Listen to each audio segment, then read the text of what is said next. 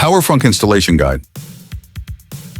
Prepare a 13 mm wrench, a 10 mm socket, a long handle ratchet wrench, a small flathead screwdriver, and an adjustable wrench. Before installation, make sure to protect the vehicle's paint. Open the frunk using the central control screen. There is a button switch here. Unplug the connector. Remove the interior trim panel. The screws on both sides need to be removed. Detach the clips on the left and right. Before installing the support struts, remove the original gas springs and ball heads. First, install the mounting brackets, then attach the support struts. Install the electric latch.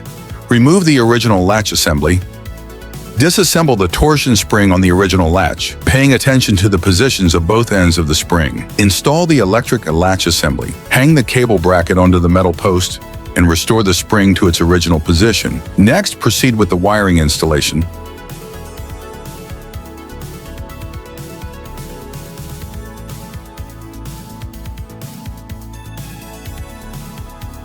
Connect the positive wire and secure it with screws.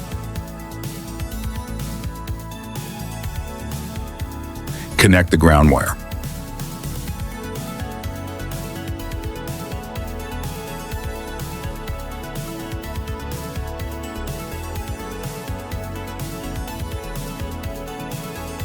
Install the emergency release cable for the electric latch.